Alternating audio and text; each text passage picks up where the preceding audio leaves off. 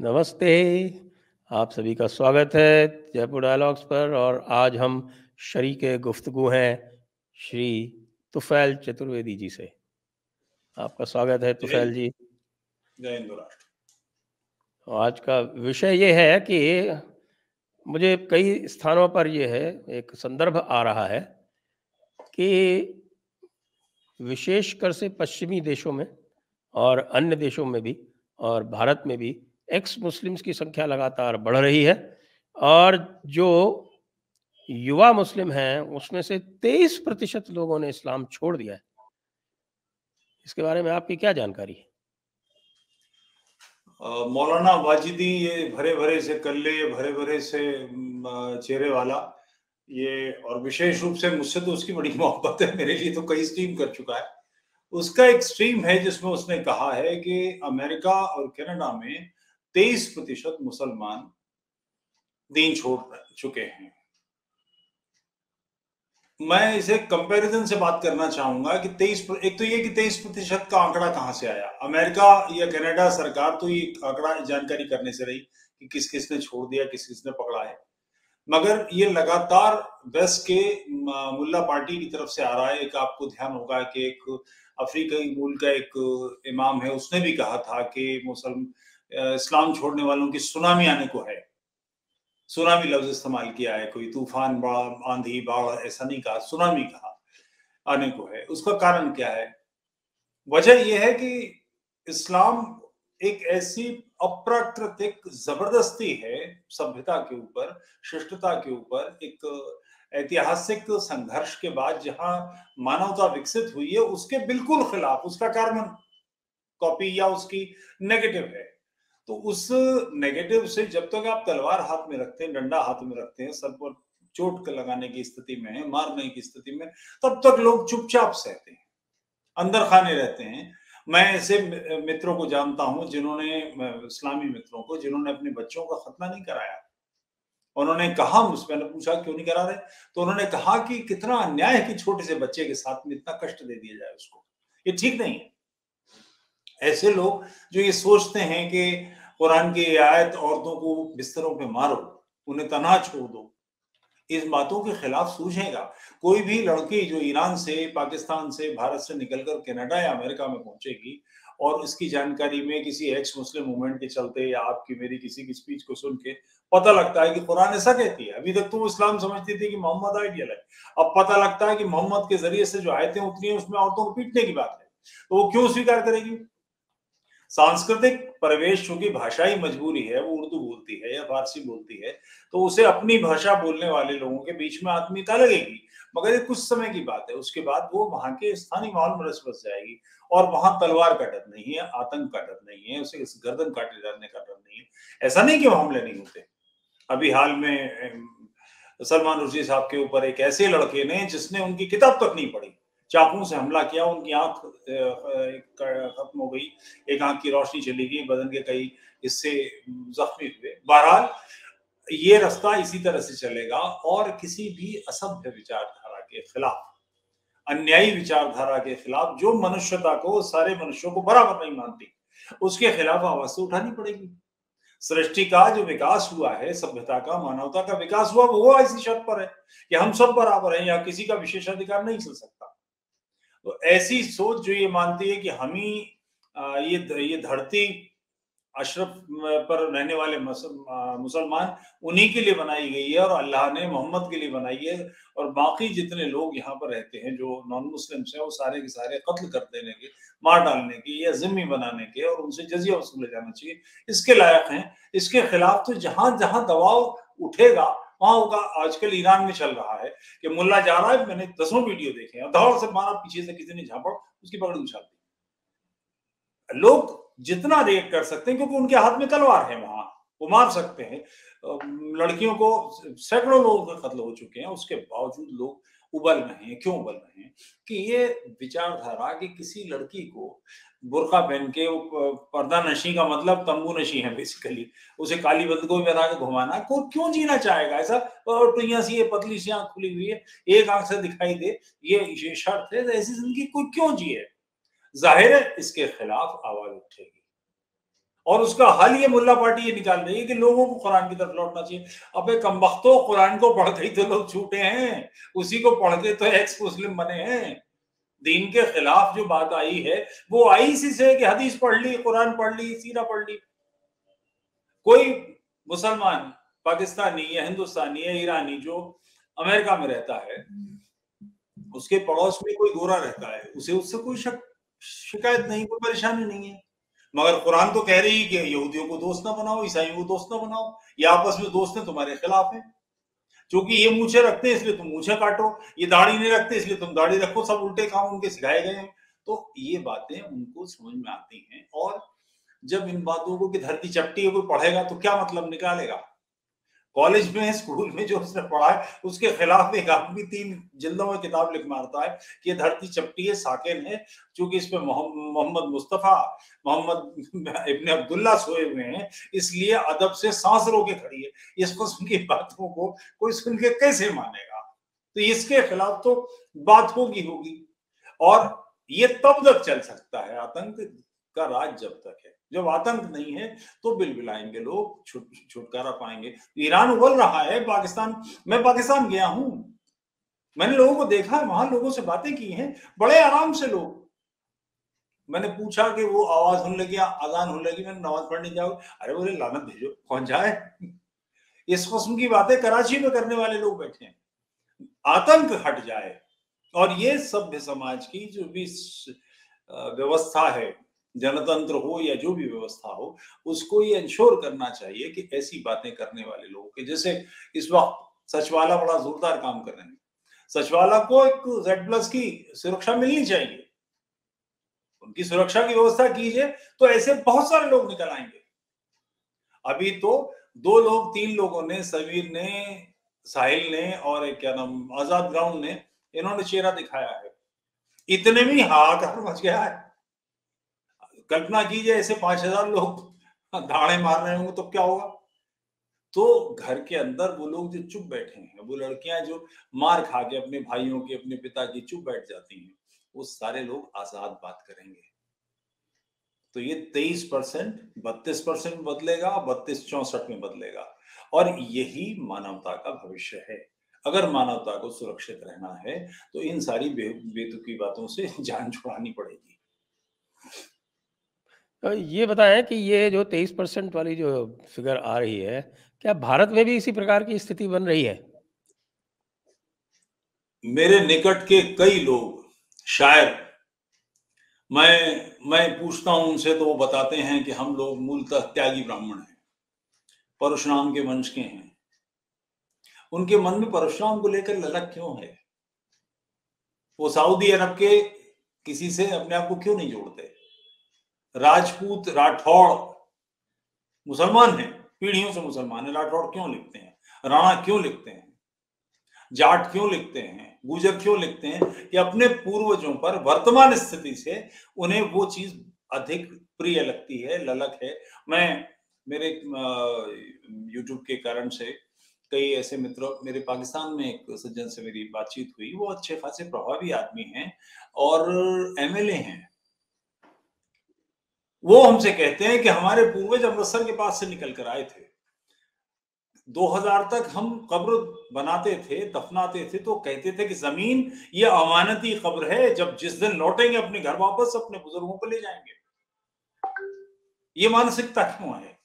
वो तो पाकिस्तान में है, उनके दादा भी मुसलमान थे, परदादा भी मुसलमान थे, बाप भी मुसलमान थे। क्या वजह है कि तालिबान के लीडर्स अपने आप को गुजर बताते हैं? क्यों बताते हैं? कि ये हिंसा, ये हत्या, ये सारा मनुष्य का स्वभाव नहीं है। इससे परे उनको अपना अतीत याद आता है, कहीं ना कहीं ललक रहती है।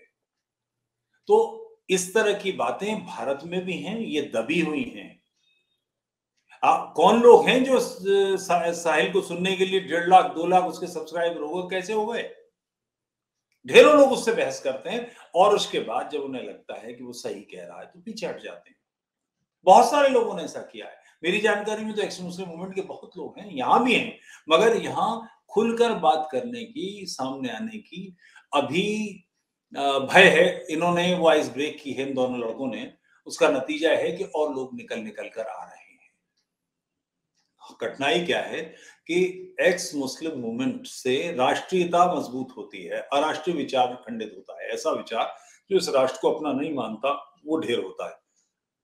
तो इसका लाभ जिन राष्ट्रीय दलों को, राष्ट्रीय विचार के लोगों को होता है, उन्हें इसकी मदद करनी चाहिए। मगर वो राम झरोके बैठ के सबका मुजरा लें वैसे वाले, वो बिल्कुल इसकी चिंता नहीं करते। कल मैं सुन रहा था शंकर शरण जी के साथ आपकी बातचीत, उसमें उन्होंने कहा कि जिनको इसका लाभ है, जो इसकी फसल काटेंगे, वो इसकी चिंता ही नहीं करते कि बीज कौन लगा रहा है, पानी कौन दे रहा है, खाद कौन दे रहा है, इसको पनपाने में, क्योंकि मूल फसल तुम ही काटोगे। तो इसके पुष्ट होने में, इसके मजबूत होने में तुम्हारी दिलचस्पी होनी चाहिए। तो ये एक कठिनाई है, ये लगातार हो जाए तो बड़े पैमाने पर बदलाव आ सकता है, आ जाएगा। जबकि हो तो इसका उल्टा रहा है। अभी एक बहुत बड़ी उपलब्धि हुई थी जब सैयद वसीम रिजवी, एक सैयद होते हुए भी, जो सैयद ये मानते हैं कि भाई उनके जो पूर्वज हैं वो भारत के नहीं हैं, और उन्होंने भी हिंदू धर्म में वापसी की, और उसको लेकर एक प्रकार से हमने तो ये देखा कि जो अपने आप को हिंदू हितों के चिंतक बताते हैं, जब वोट मांगने आते हैं, वो उनके पीछे लग गए और उनको इतना सताया कि वो बेचारे बिल्कुल चुपचाप होकर बैठ गए। अपितु यदि इसको वास्तव में इसको एक आइकॉन बना के और आगे बढ़ाया जाता तो अब तक सुनामी आ चुकी होती घर वापसी की। आप बिल्कुल ठीक कह रहे हैं। अब कि ये बातें, इस तरह के लोग, वैसे निजी रूप से निवेदन कर दूं, क्योंकि यति नरसिंहानंद जी मेरे अच्छे परिचित हैं, मित्र हैं, बड़ा स्नेह करते हैं मुझसे। मेरी उनसे बात हुई है, उन्होंने पूरी कोशिश की, सारे काम किए, जो जो संभव है उनके पक्ष का सब कुछ किया। ऐसा कुछ नहीं है, और तथ्यात्मक रूप से सिद्ध हो सकता है कि उन्होंने किया है।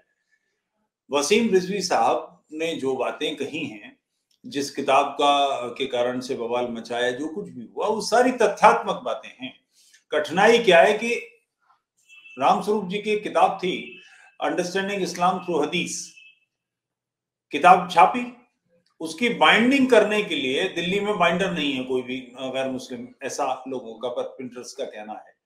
बाइंडर्स के पास गई, उन्होंने हंगामा किया, थाने में कचहरी हुई, मुकदमा हो गया, कोर्ट में चला गया केस। जज कह रहा है, वो कह रहे हैं, सारा साबित किया उन्होंने कि जो कुछ हम कह रहे हैं सब इस्लामी किताबों में है। जज कह रहा है जमानत लेनी है कि नहीं, इनको वापस निकालो। अबे तुम पार्टी बन के बात करोगे? उनकी इन आयतों को और इन हदीसों को निकालो। वो कह रहे हैं ये ओरिजिनल किताब जो इनकी अपनी किताब है उसमें उपलब्ध है, मैंने कुछ अपनी तरफ से नहीं कहा है, सिर्फ संकलन किया है कि नहीं तुम्हें जमानत लेनी कि नहीं, करो, अब ये मुकदमेबाजी करें या अपना काम करें। तो लोग पार्शियल होकर बात करते हैं, लोग इस बात को नहीं समझते कि तथ्य, और वो जो बात तो कल आप लोग कर रहे थे दोनों, कि ये कोई स्ट्रेटेजी नहीं बनाई गई कि समस्या से निपटे कैसे। अखिल भारतीय स्तर के लोग शुद्ध घोर बड़ों हैं, बिल्कुल नहीं जानते कि करना क्या है। आखिर इस समस्या से, जिसने भारत के दो टुकड़े कर दिए, सिंधु सिंधु पर्यंता, ये जो भारत की विष्णु पुराण में परिभाषा है, उसमें अफगानिस्तान, पाकिस्तान, बांग्लादेश, भारत, ये सब है।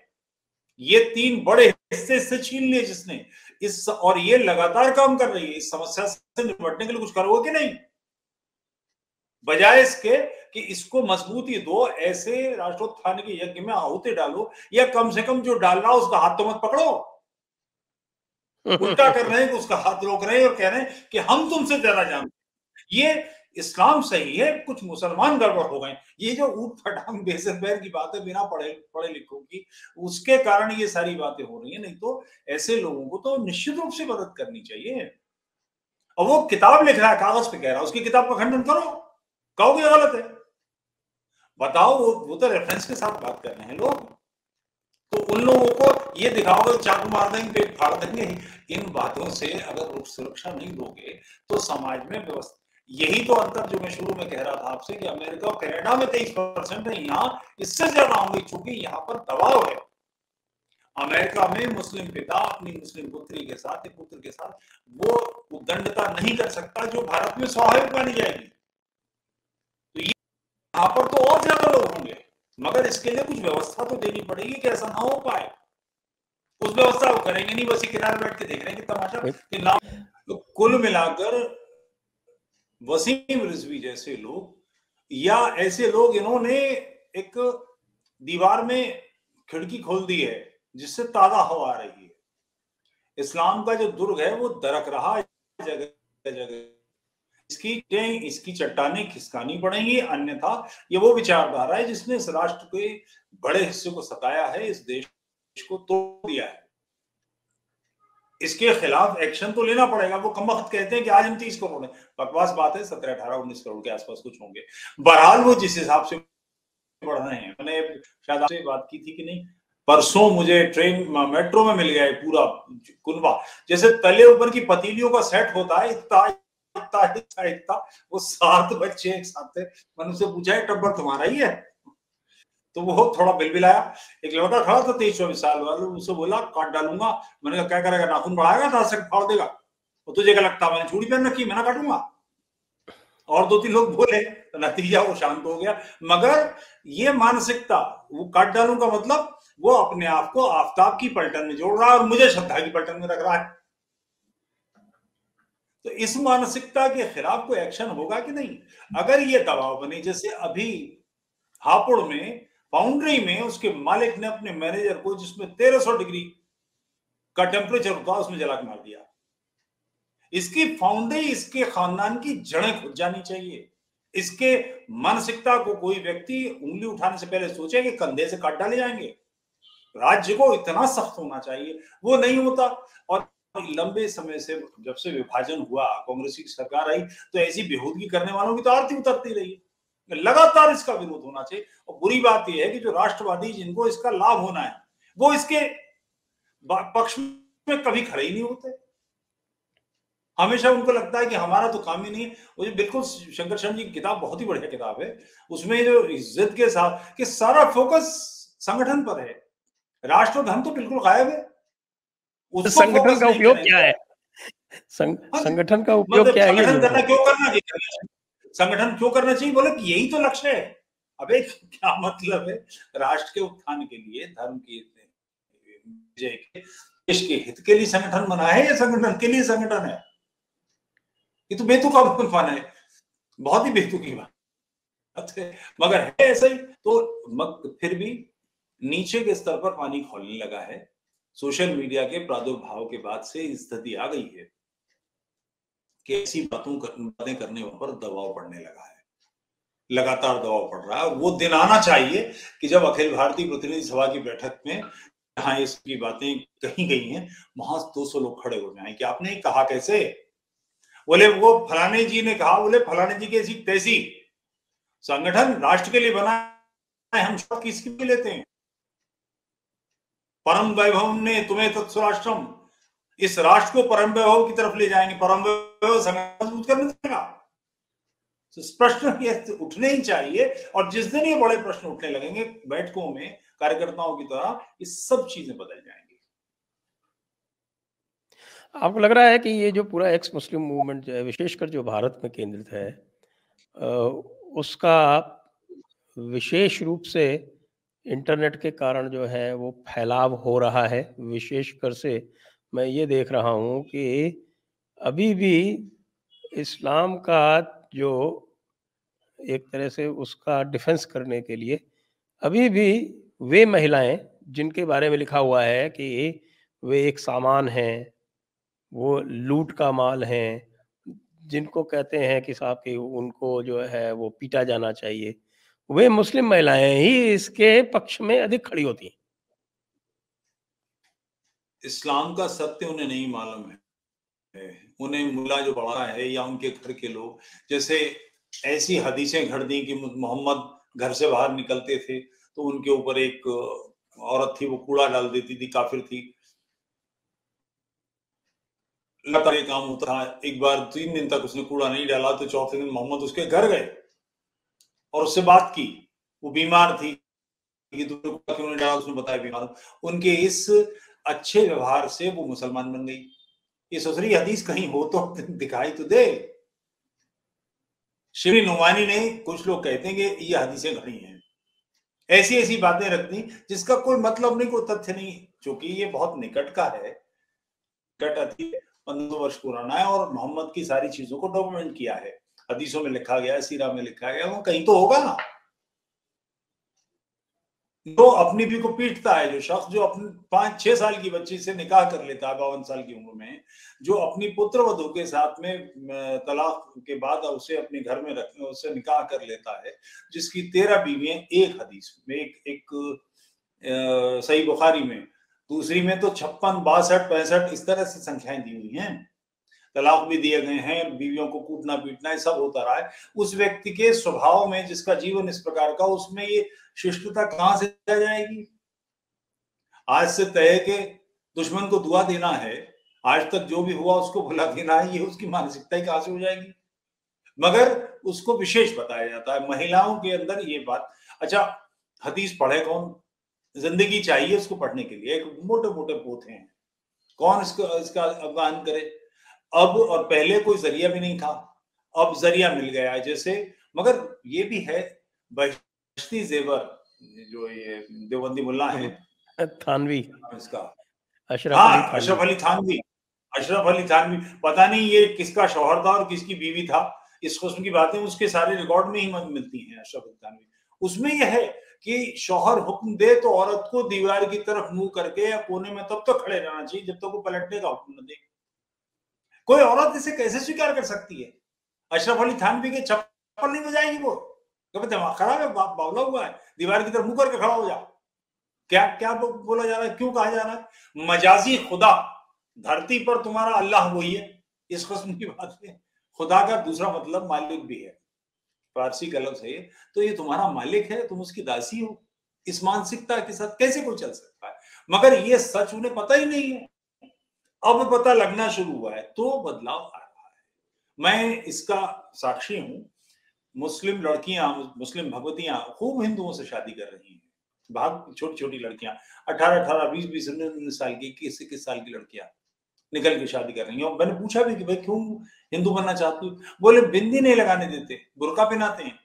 अब 18-19 साल की लड़की को बुर्का पहना के उससे कहा जाए तू अपने भाइयों के बराबर नहीं है, ऐसा करती है माएं कि दूध बेटे को दिया, बेटे को दूध नहीं पिलाया, ऐसी जो हरकतें करेंगे। मगर उसका कारण वो समझती हैं कि उनकी माएं नालायक हैं, उनके बाप नालायक हैं। उन्हें समझना चाहिए कि इसकी जड़ दीन में है, दीन की हिकायत में है, दीन के हुक्मनामों में है, तब उनकी समझ में आएगा। अब बदलाव आ रहा है, तेजी के साथ आ सकता है अगर राज्य और राष्ट्रवादी दल, राष्ट्रवादी चिंतन के लोग इसकी मदद करें। केवल तमाशा ना देखें, आज सामने ना खड़े हो जाएं, इस आग को धधकाएं भी। जी, और आपके अनुभव में, क्योंकि आप जो है बहुत सारे ऐसे लोगों को जानते हैं जैसा आप स्वयं कह रहे हैं, तो आपके अनुभव में यह जो एक मूवमेंट कहें इसको या एक प्रक्रिया कहें, इसको यदि आप 5 वर्ष पूर्व से इसकी तुलना करें तो आज क्या पाएंगे? सोशल मीडिया, यूट्यूब, व्हाट्सएप, इन सब के कारण से बहुत अंतर आया है।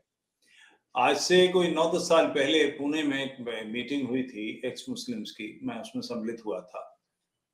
और वहां के पुणे के कुछ लोग थे जिन्होंने कहा था कि हम करेंगे मीटिंग, हम तो बाहर के लोग थे। मगर उन्हें मेरे बारे में जब उन्होंने छान फटक की तो पता लगा ये कौन है, तो एकदम से वो बैकआउट कर गए और उन्होंने कहा कि साहब हम नहीं कर पाएंगे, कार्यक्रम नहीं होगा। हमने कहा नहीं, कार्यक्रम तो होगा, चाहे 5 लोग होंगे हमारे, हम पहुंचेंगे। तो हम लोग पहुंचे थे। इसमें मेरी आजाद ग्राउंड से बात हुई, वहीं मिले थे पहली बार। ये बहुत पुराने लोगों में से हैं, बहुत सामान्य व्यक्ति हैं, बड़े आर्थिक रूप से बड़े सामान्य स्थिति के आदमी हैं। कुछ लोग थे, मैं आज देखता हूँ आज तो हजारों लोग मुझे दिखाई देते हैं इस तरह की बात करने वाले। पाकिस्तान में चैनल चल रहे हैं, पाकिस्तान के बाहर नहीं, पाकिस्तान में चैनल चल रहे हैं, ईरान के अंदर चैनल चल रहे हैं, भारत में तो खैर खूब सारे हैं छोटे छोटे लोग। और एक चीज जो मुझे लगता है अब समाज में भी ये बात आई है कि इनकी मदद होनी चाहिए। मैं इनके स्ट्रीम से कभी कभी जाता हूं तो देखता हूं कि लगातार लोग, वो क्या क्या कैसे पे भेजा जाता है ना, वो क्या कहलाता है, लोग कुछ ना कुछ धन दे रहे हैं, कुछ उनके अकाउंट नंबर मांग रहे हैं, उनकी सपोर्ट कर रहे हैं। क्योंकि बिना फ्यूल के कोई भी आंच नहीं चल सकती, उसको ईंधन चाहिए, चाहे वो लकड़ी हो चाहे तेल हो या कुछ भी करिए। तो राष्ट्र भी अब समझने लगा है कि इसको मदद होनी चाहिए। छोटी छोटी मदद होती है मगर मदद होती है, और ये छोटी छोटी मदद बड़ा सहारा बनती है। कल्पना करें कि राज्य इनको अपने संरक्षण में ले ले, अपनी बाहें फैला के उनको साथ ले ले, तो कितनी तेजी से काम हो सकता है। और करना ही चाहिए, इसलिए कि राष्ट्र का हित ही इसमें है कि ऐसी हर विचारधारा जो अराष्ट्रीय वो नष्ट होनी चाहिए, उसका भंडाफोड़ होना चाहिए, तभी लोग पाला बदलेंगे। लगातार ये काम करना ही पड़ेगा और कोई विकल्प नहीं है। 5 साल पहले, मैं 10 साल पहले से तुलना कर सकता हूँ, बहुत अंतर आया है, बहुत अंतर आया है। पहले कुछ ही लोग थे और अब तो बहुत सारे लोग, बहुत सारे। तो अब इसी आशा के साथ कि ये जो 23% है ये शीघ्र बढ़ के 83% हो जाए, आज के इस वार्तालाप को हम यहीं विराम देंगे। आपका बहुत बहुत धन्यवाद तोफैल चतुर्वेदी जी।